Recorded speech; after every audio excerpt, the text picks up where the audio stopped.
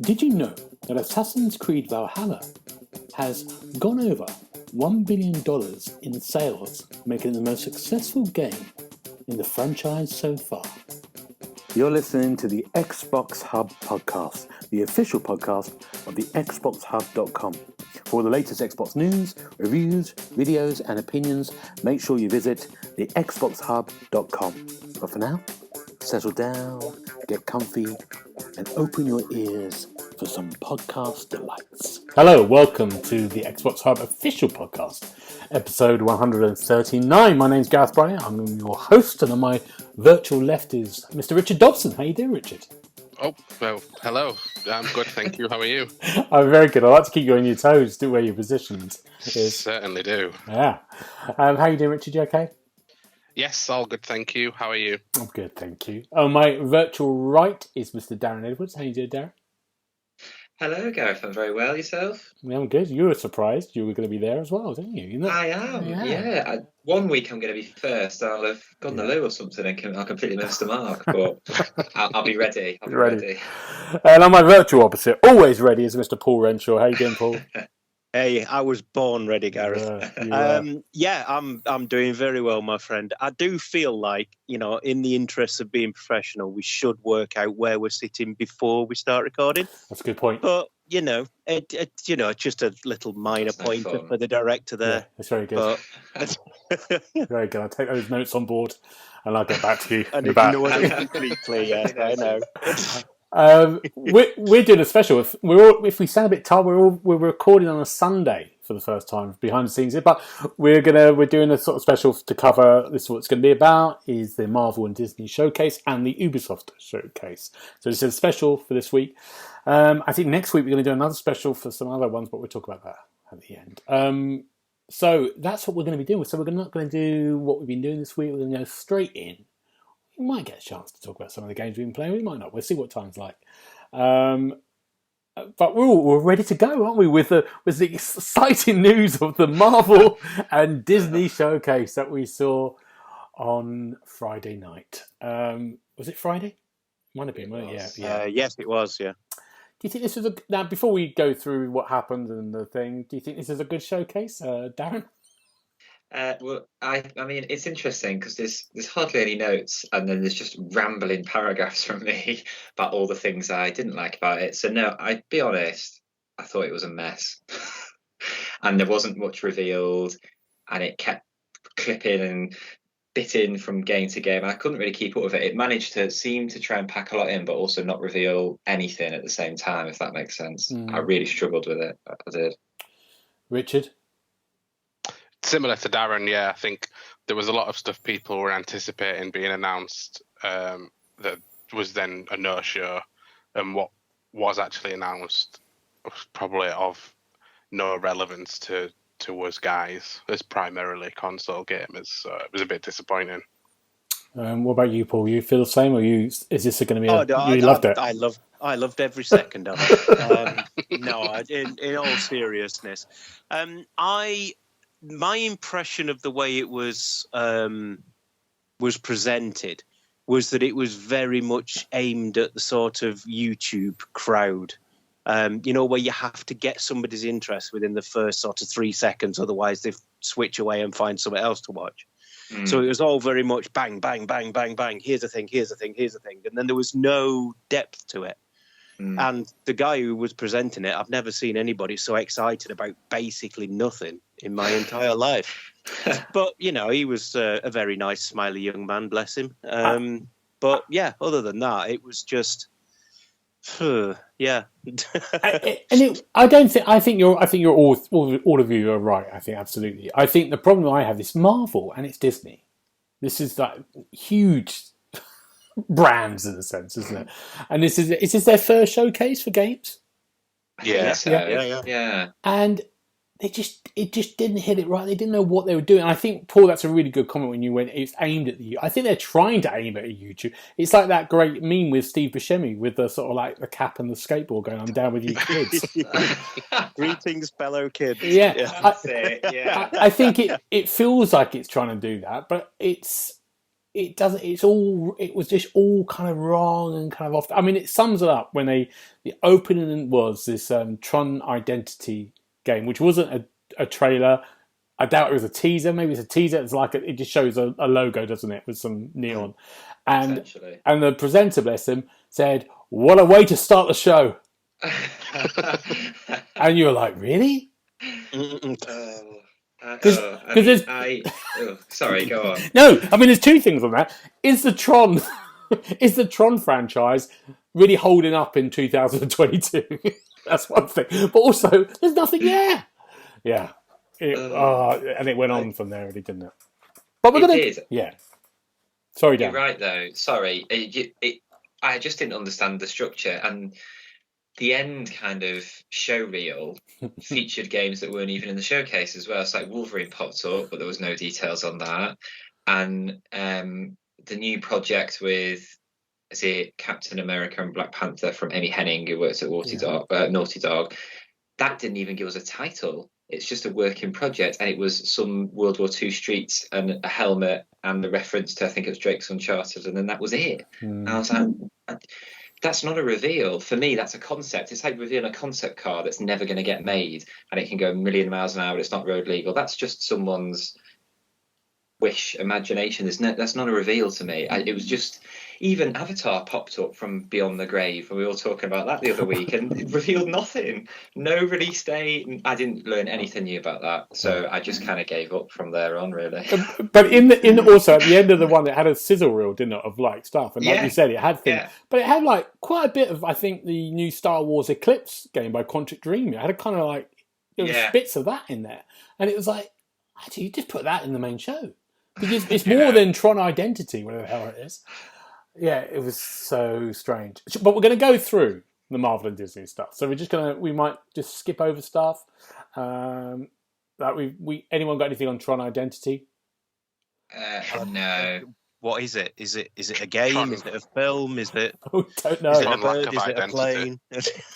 plane? Yeah, it was It was a lovely logo, but other than that. Well, it's coming out in 2023, like the rest of everything else. I wish someone would just say 2024. It's going to be 2024.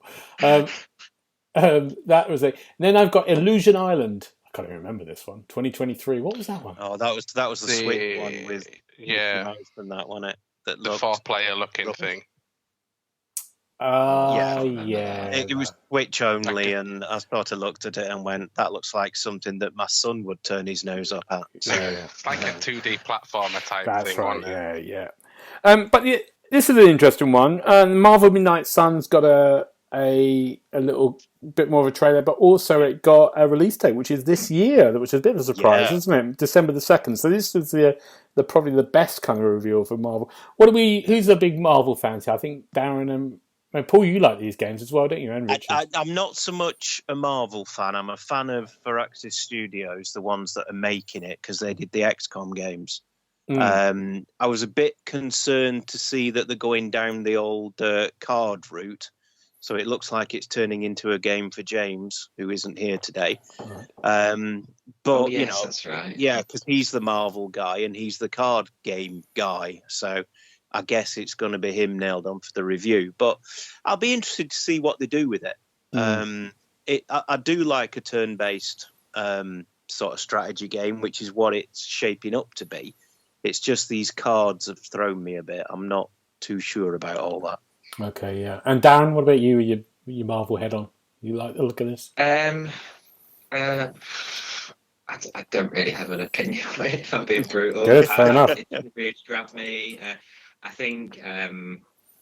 It doesn't really interest me, if I'm being honest. No. Maybe that's harsh. And I know they've announced a film project for it, I think, on Midnight Suns, but I don't really know the comics or anything, so it doesn't really grab me, if I'm being honest. Richard?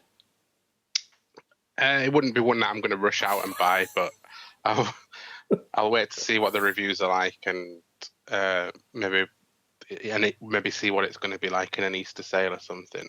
But okay.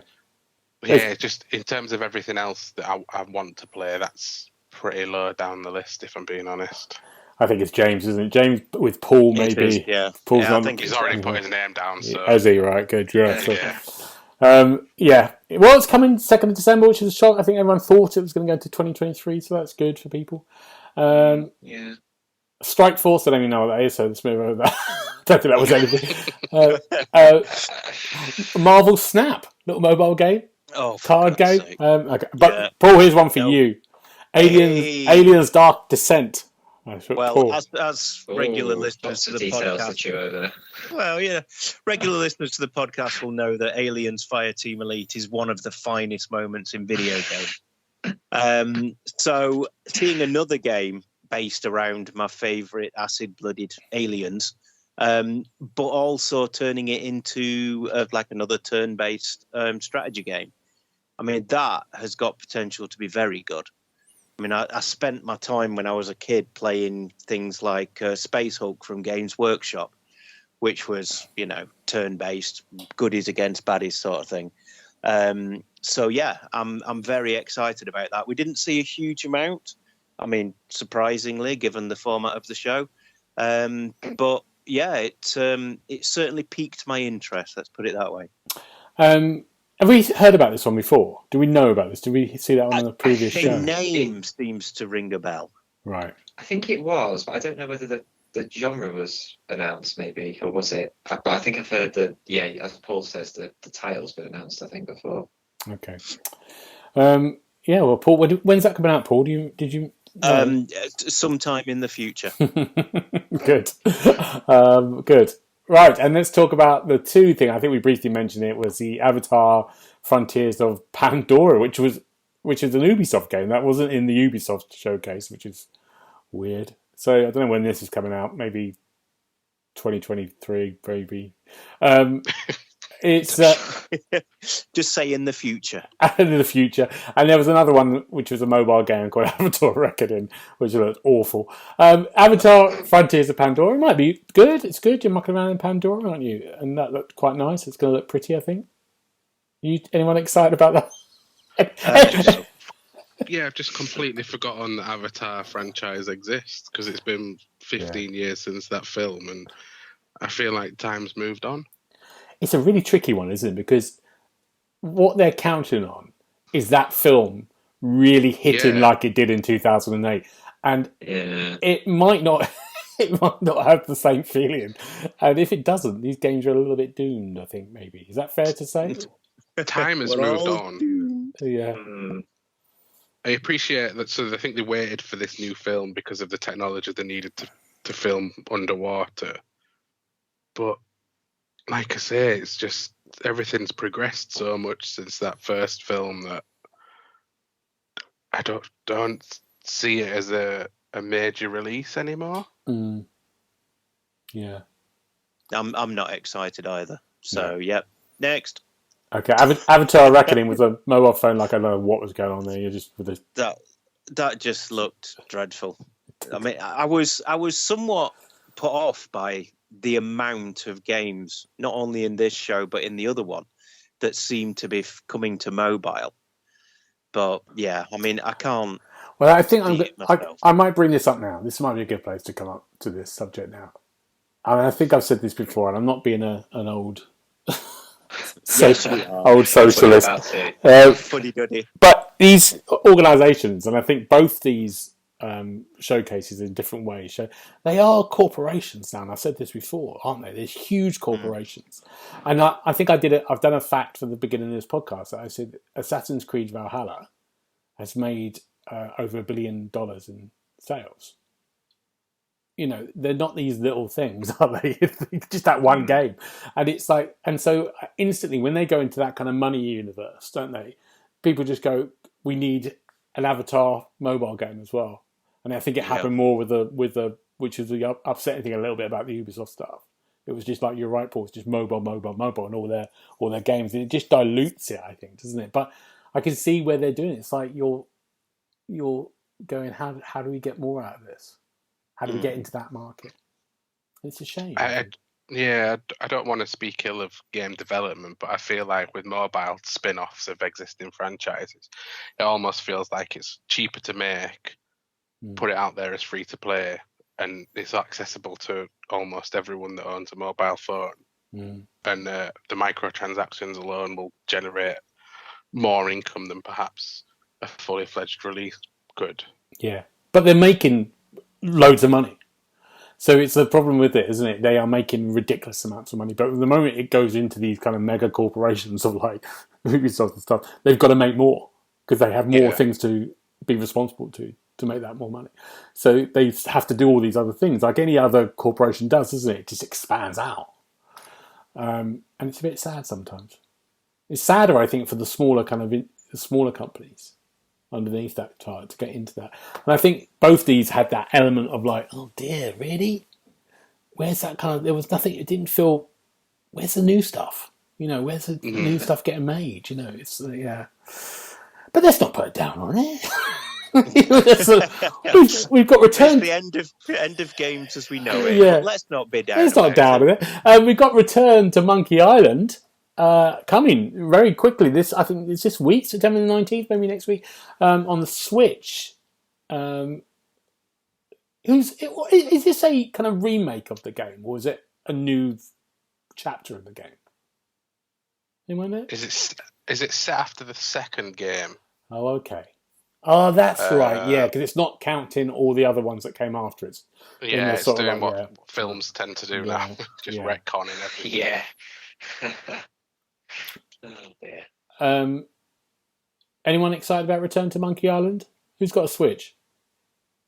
I've got Switch. Who in our house? No one's. No. Personally, I quite like the originals. So it's LucasArts, isn't it? But yeah, I played them on PC and stuff. So at the right price, I'd check it out, I think. But as Richard said before, the list is very long of games, and there are quite a few that are higher up than that at the moment. But I'd like to check it out at some point. Yeah, that guy didn't look. Who did the voiceover for the original one? He didn't look. He must be 50 or 60 when he did the. Yeah, he didn't look it. All right. Yeah. Good. No one's excited about that. I think it will come to console after this. I mean, Xbox. Oh, it's going. Yeah, definitely. Yeah. I've got Speedstorm down. What was that? Was that the? That was the Mario Kart rip. Mario Kart, yeah. I mean, Disney. homage. Yeah. I think for me, there was quite a few projects in the showcase that was a bit. Here's a universe, and here are all Disney characters. So some of the mobile games felt a bit like that, like Disney Snap as well. It's a card game, we've got all the Disney franchises. It's a racer, we've got all the Disney franchises. I suppose they can't really do an FPS with Mickey Mouse and stuff, or if they would have done if they had enough IPs to fill it, I think. So I don't know. It'll probably be okay, and it'll probably do quite well because it's got lots of characters people want to play as, but it's not really for me. No, it would probably do fine when it, like you said, because it's got you're playing as Captain Sparrow and all that stuff. Speedstorm. There we go. And then we had the sort of like the trailer for the big the Captain America / Black Panther crossover period. We saw a sort of like 1940s World War II Paris, didn't we? And I think. Reading a bit about the game, it's going to be sort of like it's not good. It has you saw like silhouetted Captain America, Black Panther, and two other characters. And it looked like it's just a 4-player co-op game, but it isn't. Apparently, it's a single player journey by what's the name of the lady who did Amy Hennig. Amy Hennig, yeah. So it's her. I mean, she's great, and it's good to see her doing stuff after she got. I don't know what happened over the last the Uncharted game. Something happened, and yeah, it should be good. But there wasn't really anything there, was there? I mean, did it say it was coming in 2023? No, I don't think it said anything. Okay. I don't think we didn't even get a title. It's just it's a project at the moment. Yeah, there you go. That's it. I mean, not a lot we can say. I think that's a while away. That one. And that makes me feel like did they really need to announce it now? Mm. They could have waited until they had a bit more to offer, because there's enough going on at the moment with games and stuff. I mean, granted, they've all been delayed till next year, but it wouldn't have hurt to wait, in my eyes, just to offer a little bit more. Personally, You're so greedy, Darren. I know. Just be thankful you got something, honestly. Whatever it was. We're trying to work out what we got. Took time out of his busy schedule, come and show you all these games, and all you can do is complain. I don't know what the world's coming to. Oh, I feel chastised now. Sorry. Yeah. I think you should. What a way to start the show. What a way to kick things off. What a way, yeah. What a way. And then the last thing we've got on the list is World of Heroes is my favourite statement when it showed video of these people and it said, "This is not game footage." Oh, yeah. Oh, yeah. You know, I think it was... Ryan was sat next to me, and as I think Richard or you typed it, said, "Well, no SHIT, it's not," and that kind of summed up the whole kind of atmosphere as we watched it. Yeah. There's a great Carl Pilkington had this brilliant thing when they were asking him really early on in the thing, what would you be superhero? And he'd say, "I would be Bullshit Man." And they go, "What does he do?" He goes into a room and just goes, "Bullshit," and that. And it felt like this Disney and Marvel thing needed that happen a few times. What is this? To be called out. Yeah. What was World of Heroes? Do we know? I can't remember. It's by Niantic, so I imagine it's going to be a similar line to Ingress and Pokemon Go, where I'll have everyone walking here, there, and everywhere, unlocking heroes, unlocking superpowers. Right. And but then doing what with them? It just didn't. You know, if you can sit in the middle of the park and all of a sudden Thor's hammer appears and you can grab it, then brill, I'll be able to sign up for that. But you know, it's not convinced. I think you need to leave Thor's hammers alone in the park, Paul. Don't start grabbing that. Come into a park near you. Yeah. That fella told me it was before, anyway. Grab my hammer and something special will happen. Oh dear! Right, good. That was the marvelous Marvel and Disney. I see what you did there. They've got a lot to. Maybe they just got to look at what they're doing. Hopefully, they'll have more stuff to talk about. But yeah, they just need to have a hard look at themselves. Just sit down and think about what they've done. And then we had Ubisoft, which is a bit long. I mean, the good news about Marvel and Disney, it's 25 minutes. The Ubisoft one's about an hour and a bit. Could have been a bit shorter. But yeah, it was a bit more... It was good, I thought. What do you think, first of all? Let's go around. Darren, what do you think of the Ubisoft one? What was your thoughts? I thought it was good. There were a few projects that I'm really not interested in. Like, whenever I hear Tom Clancy, I just want Splinter Cell. I'm not really bothered about The Division. I'm not really bothered about Rainbow Six. But I appreciate they have got massive communities. That, you know, there's esports. Rainbow Six is massive as well. So I get all that. They're really successful. But no, I think the Assassin's Creed kind of mini showcase within a showcase was one of like the strongest anniversary celebrations I think I've seen for a while. Like the Zelda one never really happened, and there's rumours there's more projects coming for that. Like Resident Evil never really happened. Like that RE-verse I think got cancelled or is in limbo or something. So I thought, in terms of the roadmap, whether they deliver it or not, I thought it looked really good. So overall, I thought pretty good for Ubisoft. Yeah.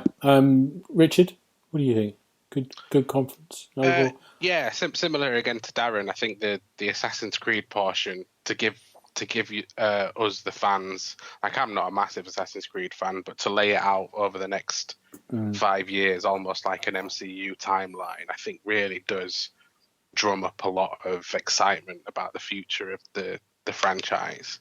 Some of the other stuff I wasn't bothered about, but we'll go through that as we go through it. Some of the stuff got me a bit excited. There was a few omissions, as we discussed in the group chat. I was more than upset about and worried for the future of them, but we'll see what happens with them.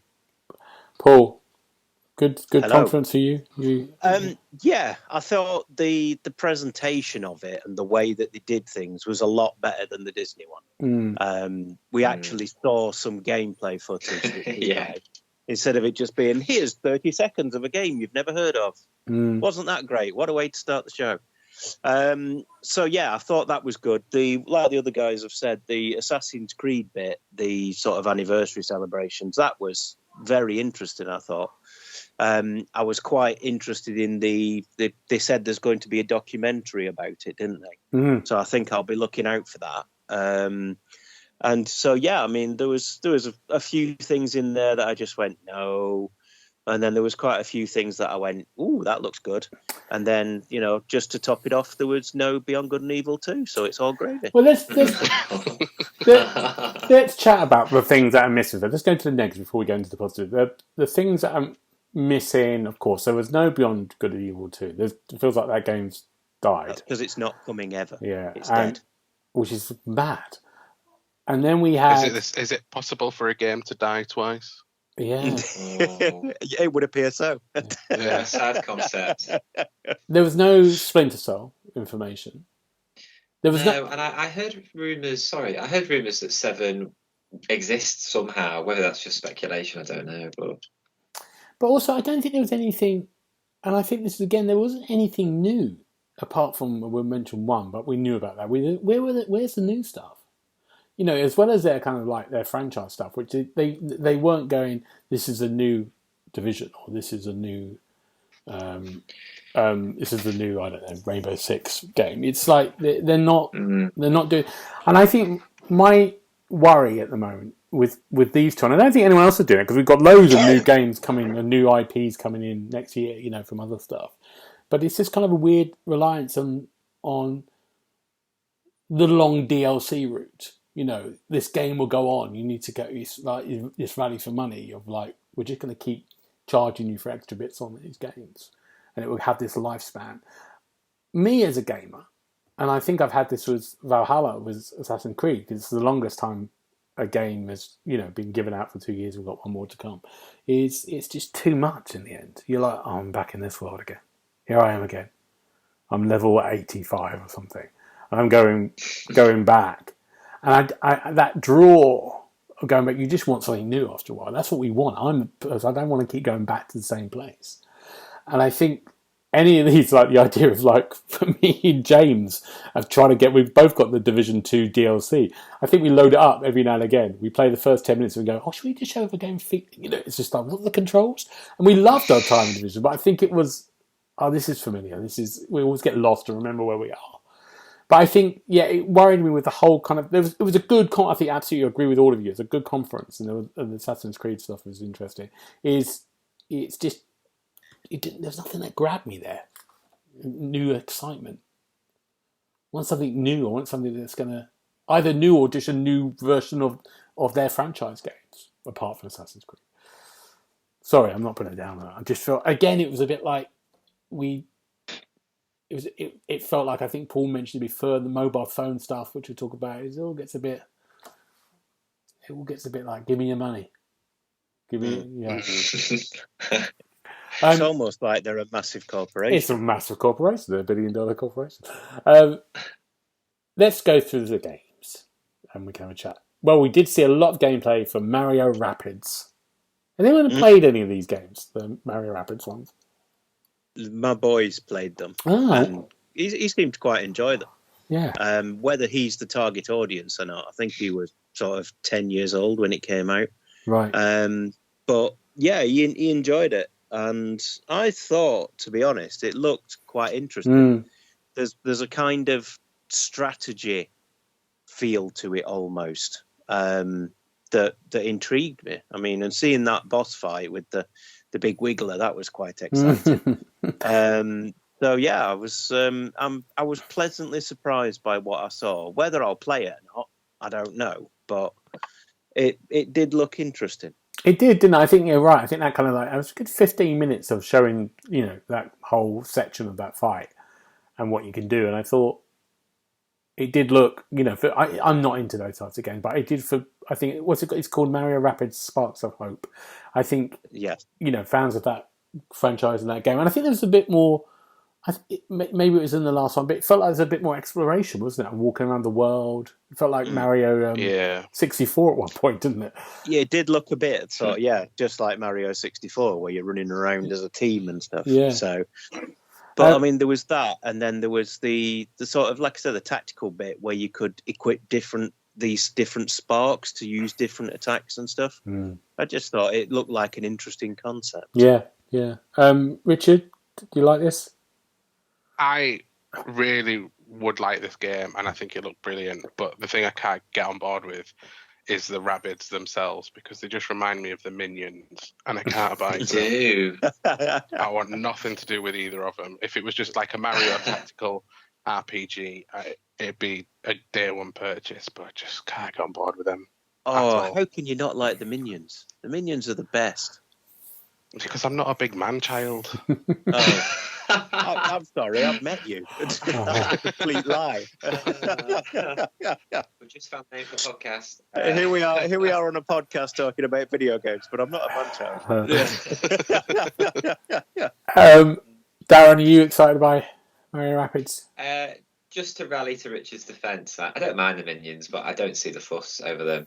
I don't mind the Rabbids. I remember they were created in the mid-noughties when Ubisoft teamed up with the Nintendo and the Nintendo Wii, and they had a few games come out. So it's nice to see Nintendo trusting another publisher and developer with their characters, and they're surprisingly in depth, like these type of games. Because I remember Nintendo, there is a Mario RPG series, and there's like Super Paper Mario for the Wii, and I think Paper Mario SNES, Legends of Seven Stars. Might be conflating two games there, but they are capable of making these kind of tactical games that are deeper than they look on the surface. So Ryan had the first one for Switch, and he really enjoyed it. So it might be something that we check out. Yeah. Okay, that's good. Positive. That's what we like. There's DLC with Rayman. Would your boy know who Rayman is, Paul? Oh yeah, he's played all the games. Good. There you go. Fine. Good. Yeah, Rayman's coming to... Yeah, looks good. So it's coming to Switch, which we won't be able to play, will we, on us Xboxes? But yeah. Well, you lot will be able to. We've all got Switches. You haven't got a Switch. Yeah, I won't be that. I'm not going to be that upset by that. Next one, Skull and Bones. We had a bit more information. Oh, I was whooping for James. Yeah. James has been championing this game for the last 3-4 years. And I think I texted you guys and said, I think I'm warming to this a little bit. It's got crossplay. We saw a little bit more of the kind of exploration stuff. I mean, it is Sea of Thieves in a different suit. It looks a bit more serious, though, doesn't it? It's not as cartoony. Yeah. So, yeah, I mean, I'd never seen any footage of it. I mean, I was never really interested in it. I just used to like taking the mickey out of James about it. But now that I've seen what they're planning to do with it, I've got to say my interest has increased from none to about 30%, maybe. So there you go. It'll be game of the year in a few months. It will be, yeah. You wait till it comes out, and I told you it was going to be great all the way through. I said. The only thing I've got against it is a little bit is because it's the same.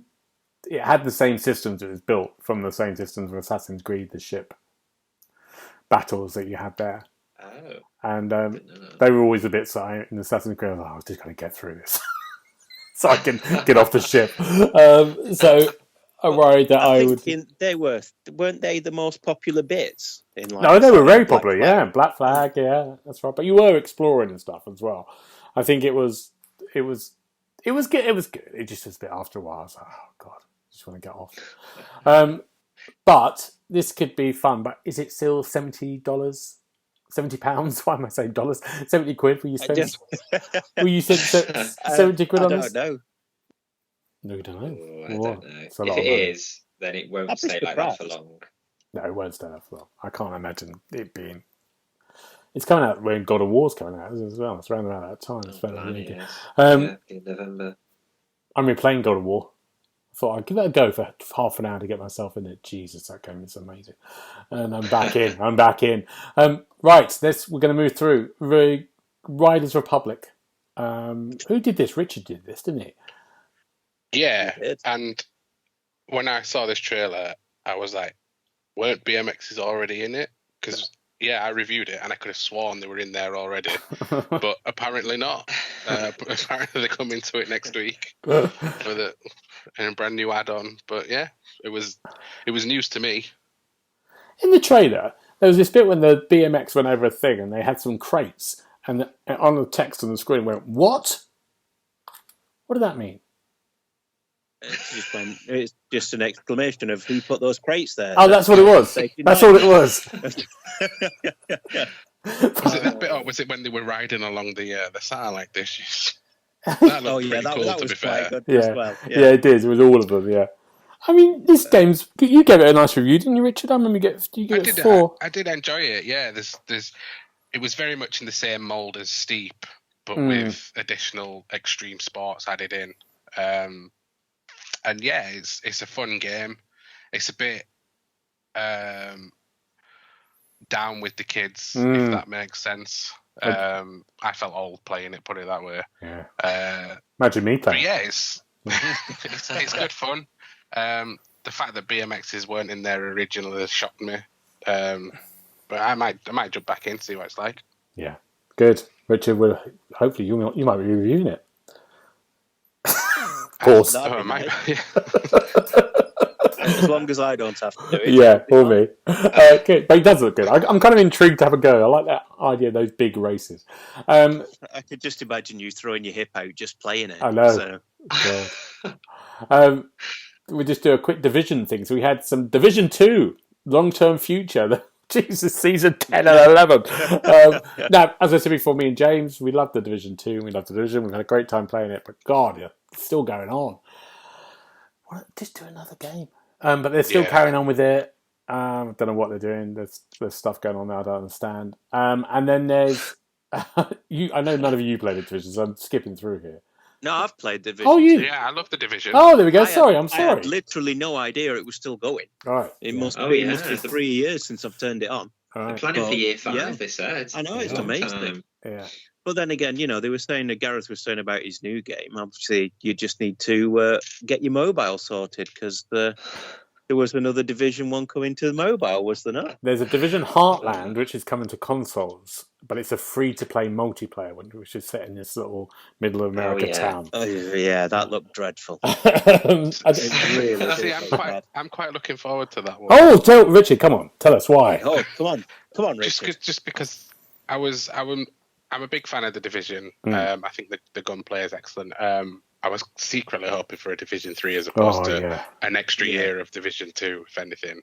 But we knew that Heartland was coming. And I think a new setting, but with the Division bump lumped into that, I think it's going to be a good thing. I'm not sure how long I would spend in it being free to play and how rubbish I would be in it. But yeah, I'm definitely going to give it a go. Good. There you go.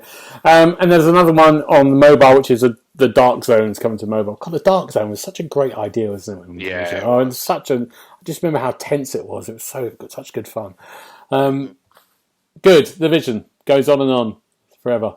Another one I see is going on. Rainbow Six is coming to mobile. I don't know what to say about that. People love Rainbow Six. I'm not a big fan. Who's a big fan? Nobody with any sort of sense.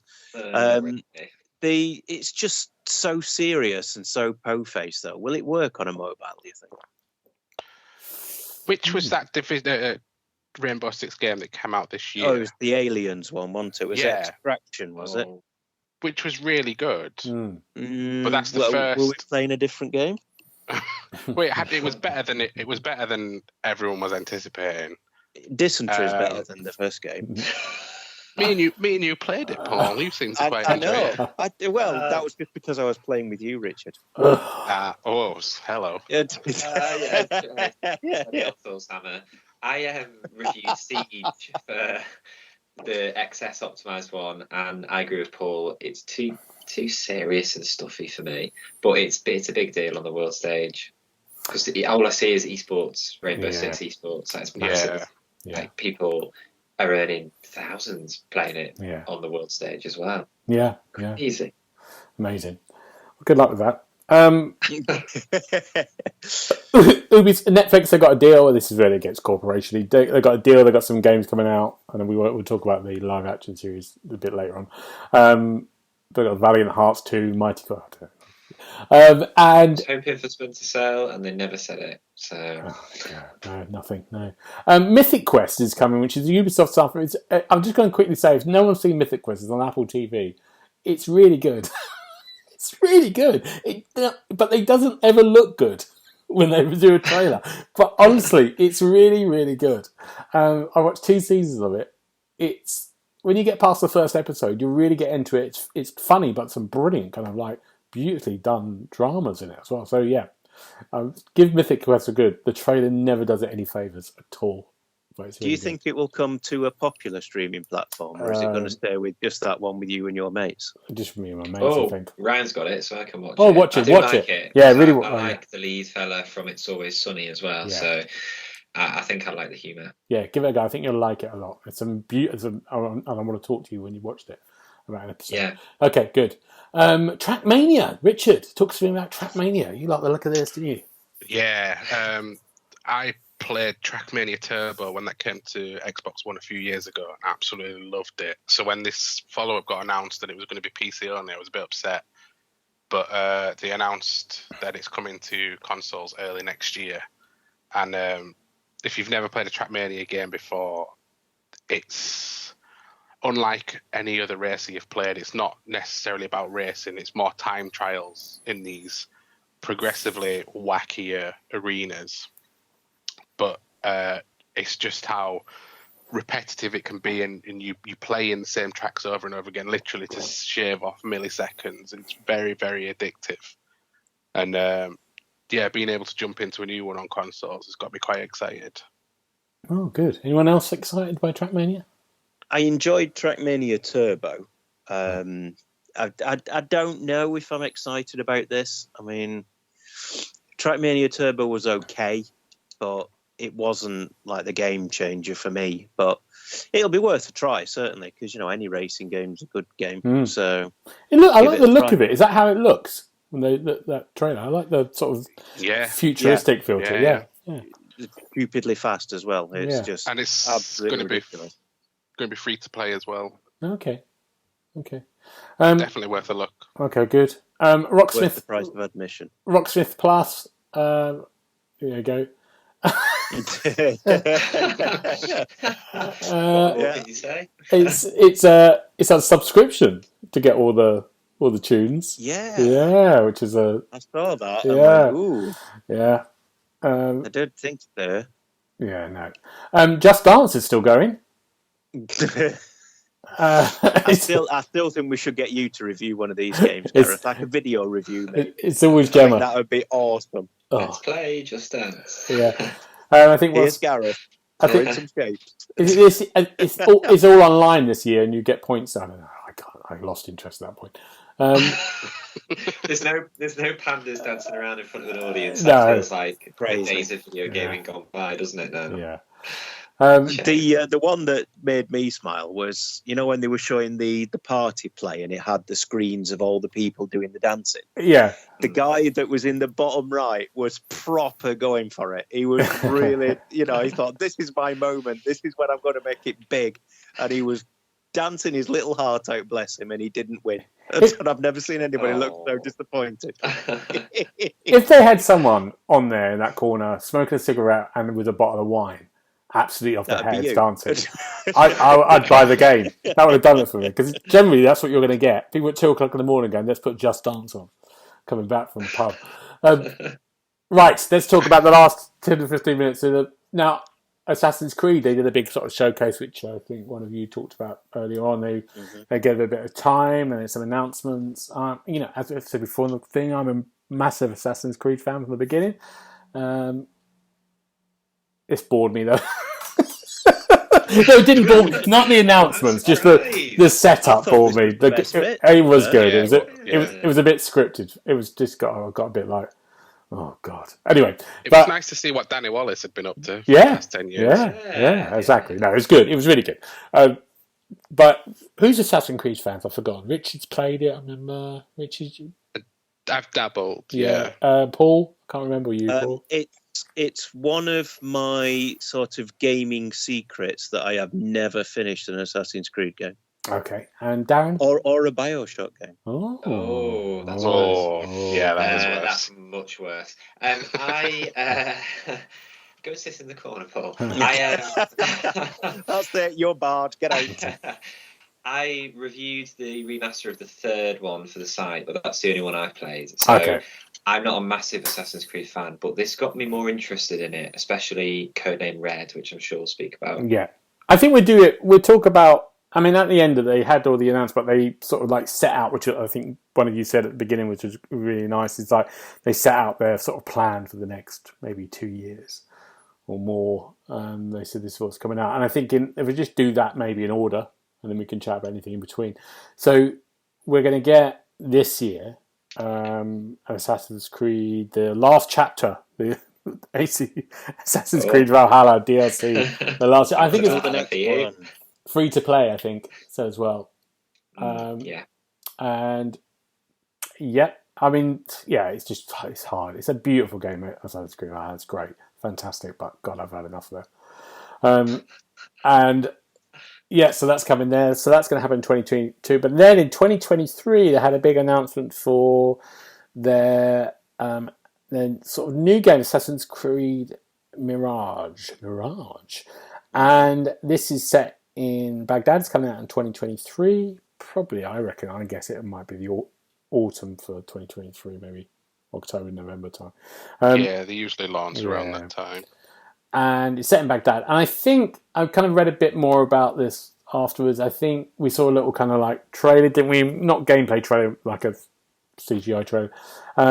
It's set in Baghdad, and I think it's going to kind of go back. It's one of the guys from Valhalla. He's sort of like younger, 20 years. Bazam. I don't want to say anything else. And then it goes.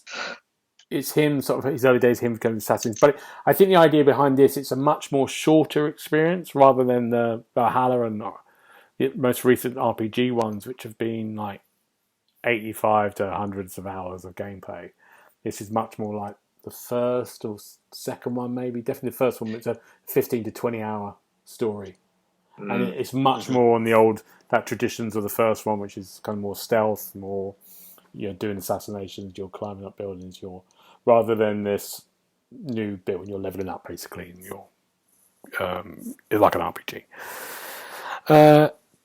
Which should be good. Which should be interesting. It feels. I think this came as a stopping point. I think they were going to do this as Valhalla DLC first of all. That's what I heard. Yeah. And they sort of went, let's just develop it a bit more. And yeah, it'd be great to kind of go back to kind of the Middle Eastern area and Baghdad in that time. It'd be great. It does feel like a bit of a stopgap, but that's just me. But do anyone like the look of this? I'd like the look of it. Yeah. I like the idea that it's a more condensed narrative driven, like rather than the thought of going into a big open world again. You can sit down and see the story through from start to finish in maybe 2 or 3 sittings if you've got a few evenings. So that appeals to me as a kind of an entry point. Yeah. I think it's a really smart idea to do it that way, and then you can almost have, so when we discuss Red, that's going to be your next big open world Assassin's Creed. It's almost like you can have these two subgenres running alongside each other to appeal to old school fans and newer fans that have jumped on with Origins. What's really interesting, what they said is, you know how in the games you have the meta stuff, which is the it's all about it's set now, and it's about all set slightly in the future, and it had Desmond in the first 3, which was in the future, and about him going into the Animus and then becoming anything. And in the most recent ones, you've got this lady, I forgot her name, she's sort of like going into and trying to find. So you've got that other meta future world. I think going forward, they're taking that out completely and putting that into, which we'll talk about in a minute, Assassin's Creed Infinity, all that meta stuff. So you won't, and I think what they wanted to do, because it's kind of like the longevity of the sort of like narrative arc of the Assassin's Creed, they're saying if people just want to come in, if they want to get new audiences in, they're going to feel like, what's going on? what's all this? Yeah. So they just want to kind of get into, let's just tell a story about this guy in Baghdad on its own. And the same with, I think, the next one, which we'll talk about in a minute. They're going to do that and get rid of the other stuff. Which I don't feel bad about. I kind of like the future stuff. I think they, in the most recent ones, they've kind of, it's faded really into the background. It's something, every now and again, after playing for 40 hours, they go, someone pops out and they go, oh my God, I forgot about this. We're playing. Especially if you're just doing your own thing for hours. And it's like, but right in the first 3 Assassin's Creed games, it was very much you were flipping backwards and forwards and you were playing in the future and stuff. So yeah, it's pretty good move. Should we talk about the next one? Yes, please. Why not? So the next one, which looks like it's going to come out in God knows, 2024, whenever that's going to be. This next one's going to be. It's and it's made by the team who did Odyssey. It's Assassin's Creed Codename Red, and is set in feudal Japan. Yay! Who likes the idea of this? Because they've been calling out for this for ages, haven't they? To be set in Japan. Yeah. This has been like the fan favourite setting, hasn't it? Yeah. I think I even said it on the podcast not so long ago that you were saying, when would you like to see the next Assassin's Creed, and I think I said in Japan. Yeah. So it looks, well, you didn't see very much. No. You saw a sort of ninja almost, and I think that and Assassin's Creed are sort of a match made in heaven. It's going to be quite good, I would have thought. Yeah. Yeah, I think it's good. Yeah, I think that's fine. I always hate it. Sometimes I hate everyone going, this is what the fans want. Let's give them what the fans want. Sometimes it never goes down very well. But yeah, I think it's really good. They do it very well. They do those kind of worlds very well. And then the other one they had, which is going back to their idea of, flipping between these sort of like shorter stories maybe. We don't know this though. Is codename Hexa. Have I said that right? Hexy. Hexay, I think you said. Hexay. Yeah. And that's coming pretty in that timeline as well, isn't it? It's in the future timeline. We don't know anything about this, and we can maybe guess it's something to do with witches. Looks like a bit of the Blair Witch Project, doesn't it? Yeah. It did look like there was a bit of a pentagram around the symbol, didn't it? Around the sort of logo of it. But yeah, I mean, Hex, you think witches, so yeah, potentially. You imagine Assassin's Creed with witch powers, that'd be awesome. Flying around on broomsticks, stabbing people. They've sort of been doing this a little bit in the RPG ones, in the Valhalla and Origins, and especially in Valhalla, you're sort of like fighting supernatural creatures quite a lot. And and I remember Odyssey. them dabbling a bit with like the history of those cultures. So it'd be interesting to see what time zone this is. Then I think once you know that, you can start to elaborate a little bit more on exactly what it is. But you've got to given that away. But it's a good teaser. Yeah, you've got to think Salem witch trials kind of time. It's a good shout. It's a very good shout. Yeah. Oh, that's exciting. Yeah, good. And the other one was a mobile, Assassin's Creed mobile in China called Codename Jade. And I mean, it looked fine. You can climb the Great Chinese Wall. Great Wall of China. Great Chinese Wall. The Great Wall of China. Yeah, the Great Chinese Wall and the Great Wall of China are different things, mate. It's good. I'm not going to play this on my mobile. How much I love Assassin's Creed. Is that because you've still got a Nokia 3310? No. I don't play anything on my mobile. I hate playing on my mobile. Well, it's interesting though, because I was thinking this last night, but when they say mobile, I suppose that technically includes tablets as well, doesn't it? Yeah. So, like, don't get me wrong, I'm not a mobile gamer. If I want to play it, I'll play it on a big telly. But I always think, well, do you want Assassin's Creed on your mobile? Like, how do you even control it? But then I guess if people have got iPads and tablets and stuff that they use for work and all that palaver, then maybe there's more of a market there than I think there is, potentially. But it's so weird, isn't it? Because like you're playing now on your mobile, your Xbox games, aren't you, through the cloud? I'm not doing it, but everyone else is doing it. So no, I'm not either. So that's what people would use their mobiles for. I don't know. It just makes you like buying a mobile game specifically. I don't know. I don't know. Because I always thought mobile games, it's a little puzzle game, a bit of a time killer when you're on the train. Yeah. I would never open up a 100-hour sprawling action adventure game and go, I'll just do a few quests. And I couldn't do it. It's just not for me. I couldn't concentrate. I feel like I was, almost dumbing down the resolution of the experience. Yeah, I'm with you. Every time I've played cloud gaming or any real open world game on my mobile, it's always been with a controller. I just couldn't do it with touchscreen controllers. No. So then I'm like, well, just put it on consoles. Wait till you go.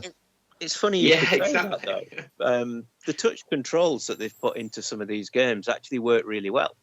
I was playing, what was I playing? Power Wash Simulator on xCloud. Just on my phone, because I thought, I've got a few minutes to kill, I'll give it a try. And the touch controls were really good. But that makes sense, Paul. That game makes sense on the phone. Yeah, when you said that straight away, I thought, that's a perfect. And like you said, I spent a couple of minutes on it or a bit. It just was a little chapter. That's mobile gaming to me. Hello. Oh, hello. Oh, are you there? You disappeared, Gareth. Did I disappear? Oh, God. You disappeared. Oh, I like that. Let's see if I can. Well, maybe it's only me being here in the edit. We'll find out later on. But I'll repeat it again. It's okay. You said it right with Power Wash Simulator. You play it for a few minutes. It's perfect, isn't it? And that makes sense. Yeah. But it works really well. That was the thing I was impressed with. But actually, on an Assassin's Creed game, when you're sort of traveling quite a lot and doing that for, it's a bit more of a harder sell to me. Well, we'll see. We'll see. They haven't invented Power Washes either, so no, they haven't. The other thing which everyone thought about was going to be the big new kind of game, Assassin's Creed Affinity, and I think we don't know much about it. But I think the idea is maybe that it's a hub for Assassin's Creed. We can access the other games possibly, but also they want to get back their multiplayer aspects, which they've had in a few games, like Assassin's Creed 2 had a multiplayer aspect, which was quite good fun. I really enjoyed that. I think 3 had it as well. Unity had co-op missions online, which is great. Me and James played those together. You had a little kind of multiplayer where 4 of you could go off and do little separate Assassin's Creed. So they were good at multiplayer, and it was I thought it was a really interesting new way. I think there was in Assassin's Creed 2 you were sort of like in a place and you'd have 8 people in there all trying to kill each other, but you had to do it really subtly. You had to kind of wait in places. It was really good. So maybe it's that. We don't know, do we? Any ideas, you guys? What do you think it might be? Why does it always have to be PvP? Why can't you have a co-op experience? That's what I think would be great. Well, I think can you imagine Unity was playing great with your mates and you've got a target and somebody can go off and distract the guards while the other guy sneaks in the back and stabs the guy. That's what Unity was. So they did that in Unity only once. Yeah. And they had it as a co-op. It was really good. And they never did it again. So maybe this is it. Maybe. Yeah. Maybe. We'll wait and see. Well, that's the Assassin's Creed stuff. What have I missed out? Anything else? Oh, the TV series. There's a yeah. Oh, we can't not mention that. Yeah, the live-action TV series, Assassin's Creed. Who's gonna? After the triumph of Resident Evil, I've got very prepared for this. Oh, you've Resident Evil was brilliant. I don't care what you guys say, you just didn't get it. But anyway, I think it's got a lot of potential. With the sort of historical elements that have always been built into the games. I think there's a lot of potential here to make something quite good. I think the most interesting thing. Sorry, Paul. Go on, say that again. No, it's fine. I was just going to say, what do I know? No, you do. You do. I think it's really good. I think the idea of you need more of the modern world, mixing the modern and the history stuff. Yeah. That storyline is the interesting bit as well. I think you'd have it set in the modern times, but each episode would be like Quantum Leap, where it just leaps into a different assassin from across the time period. Almost have a self-contained story that way. That's nice. I didn't think you were that old. That's good. I like that. Sorry. Quantum Leap. Quantum Leap's got a reboot. It's coming out now. Yeah. The reboot is literally coming out in America at the moment. Yeah. How can you reboot something as cheesy as that? They'll find a way, Paul. Oh, Everything gets remade God. these days. Yeah. Everything. Yeah. Good. Wait for that Resident Evil TV series. I'm waiting for Resident Evil 2nd series. Don't spoil it for me. Yeah. That's it. That's our Ubisoft and our thing that we've done an hour. This is good. Well done, you guys. Yeah, it's good. It's just some exciting stuff. I mean, 2023 is busy, as we've said before. Now, what are we looking forward to next week? Paul. Hello. Well, I am very excited to see that the Big Tasty is back at McDonald's. Other burger chains are available. Because I mean, I know you were all. I know you were. You know that I'm a big fan of American culture in general. So there's that. But then, other than that, it's just work. I'm afraid. Good. So. Right. Richard, what about you? It's Tokyo Games Show next week. So there's going to be a Square Enix presentation, which I'm excited about. There's going to be an RGG Studio presentation, and they're going to hopefully reveal Yakuza 8 and some other stuff. Rumoured PlayStation and Nintendo Switch during next week as well, so there could be a lot to chat about. Yeah. Ooh. Darren?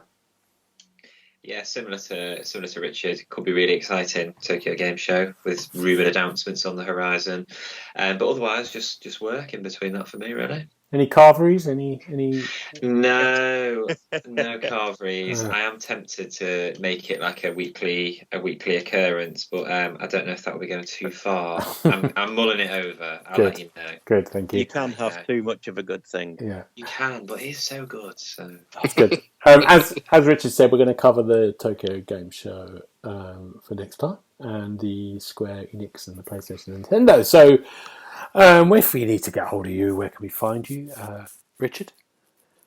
I'm on Twitter and Instagram, and my handle is @Dobbo1912. And Paul, where can we find you? I am on the Twitter, and my handle is @TheXboxHub Paul. And Darren, where can you? I'm also on Twitter, and my handle is @27Darren. All handles, all three of you, aren't you? And I can... Handles and proud, mate. I can leave Thor's hammer alone in the podcast. And you can find me on TV Friday, Twitter, and Twitch. But for now, we'll see you next time. Bye-bye. Goodbye. Bye. You've been listening to the official podcast of TheXboxHub.com. You'll be able to find all the notes of this show at www.TheXboxHub.com/podcast. You can also check out our social feeds on Instagram and Twitter @TheXboxHub, and search for The Xbox Hub on Facebook.